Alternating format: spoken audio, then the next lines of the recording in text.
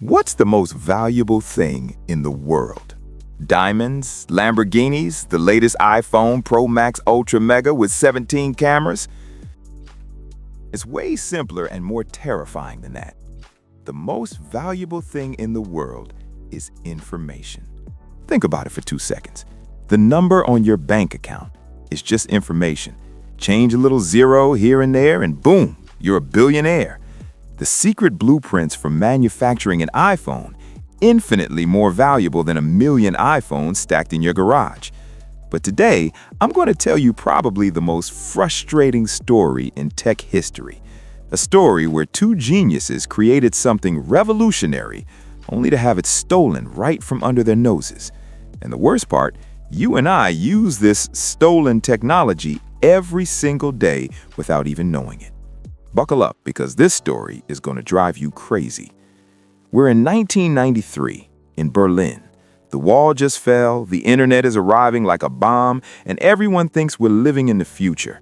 It's the era when we still believe technology would save the world. Ah, the naivete. It's in this atmosphere that we meet Pavel and Joachim, two German friends completely obsessed with one thing: mixing art, technology, and 3D. They create a company called Art Plus Com, and they have ideas that are completely insane for the time. Their first project, Cyberville.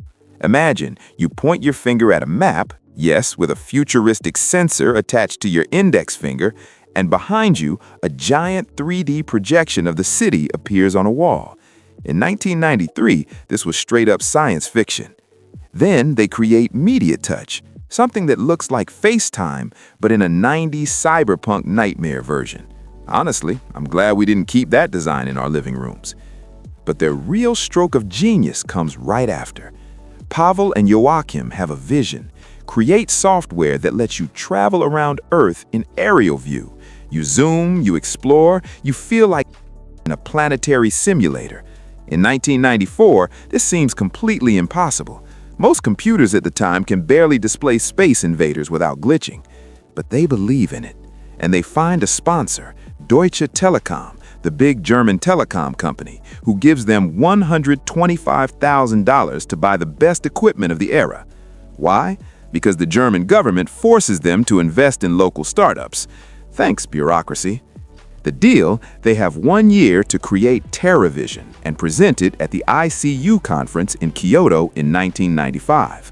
1 year to create technology that doesn't exist anywhere. Let's just say it's the kind of New Year's resolution you make after 3 beers and regret the next morning. TerraVision is progressing well. Too well, even. Except there's a slight issue. Every time you zoom, the software crashes. The computer literally explodes in terms of memory. A few weeks before the demo for Deutsche Telekom, Pavel and Joachim panic. They can't show software that crashes in front of investors. So they cheat. They preload into memory only the hometowns of the Deutsche Telekom executives who are coming to see the demo. Like, oh, you want to see Munich? Perfect. We just happened to load Munich this morning. What a coincidence. It works. Deutsche Telekom is blown away. The green light is given for Kyoto. The big day arrives, the ICU conference in Kyoto. TerraVision is presented to the entire world, and it's an absolute triumph. Hundreds of engineers, researchers, and tech visionaries discover TerraVision. They can zoom freely on any city in the world. In 1995, this is pure magic. Pavel and Joachim are on cloud 9. Their dream is becoming reality. They're already imagining what's next, commercializing TerraVision, replacing yellow pages with geolocated information, adding 3D views of cities, allowing time travel with historical satellite images. Everything seems possible. The following year, Pavel and Joachim land in Silicon Valley to find investors. At the time, it's the place to be for anything tech-related. They partner with Silicon Graphics, the company that makes the supercomputers used to develop TerraVision. Silicon Graphics even organizes public demos to show the power of their machines, using TerraVision as their showcase. Everything's going great. Silicon Graphics even offers them a job to continue working on their technology. But Pavel and Joachim refuse. Why? Because they know they're holding something unique, something that could change the world. They want to stay independent, keep control. Big mistake. Back in Germany, Pavel and Joachim struggle. They want to create a TerraVision CD-ROM so that everyday people can use it at home. But they need money, lots of money. Except in the 90s, all investors are obsessed with Silicon Valley. Nobody bets on a German startup. Even worse, the German government stops forcing Deutsche Telekom to invest in local startups. Result? Deutsche Telekom cuts funding. Pavel and Joachim are stuck. They've created revolutionary technology, but they don't have the means to commercialize it. Meanwhile, in Silicon Valley, A few years later, a new company appears, Keyhole Inc. Their product? Satellite visualization software called Earth Viewer. And guess what? Earth Viewer looks strangely similar to TerraVision. Same interface, same zoom system, same quad tree technology to manage memory.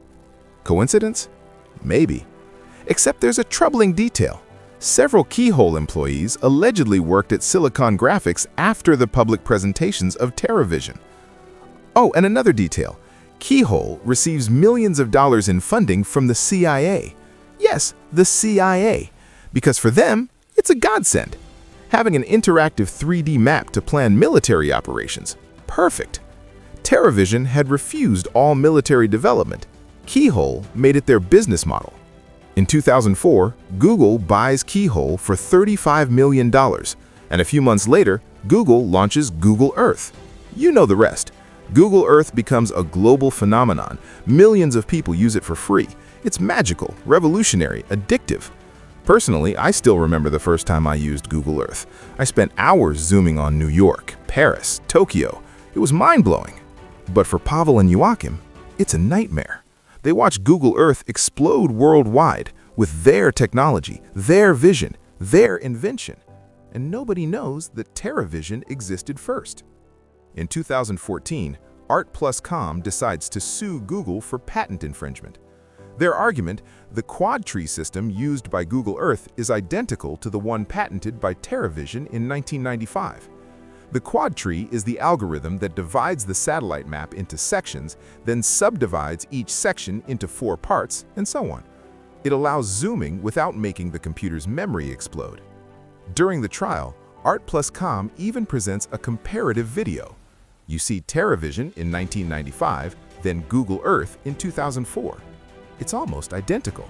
Same zoom speed, same interface, same loading system. The jury is shocked. It clearly looks like plagiarism. But Google then pulls out the fatal weapon. In 1994, the Stanford Research Institute published a technical note describing the quad tree system, 1 year before TerraVision's patent filing. And this note was public. Result? TerraVision's patent is invalid. Why? Because a patent must be new. If the technology already exists in the public domain, it's impossible to patent it. Even worse, by presenting TerraVision at Kyoto in 1995 before filing the patent, Art+Com made their own invention public. Double fail. Google wins the lawsuit. Art+Com leaves empty-handed. In 2021, Netflix releases a docuseries, The Billion-Dollar Code. The pitch? Google stole TerraVision and got away with it thanks to their overpowered lawyers. The series is really well made, moving. You want to hate Google, except it deliberately forgets to mention the invalid patent problem.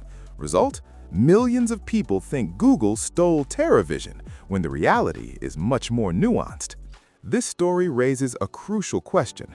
Should we protect information, and how far? Without patents, no company would invest billions in R&D. Why risk money if a competitor can copy for free? But with too many patents, we stifle innovation.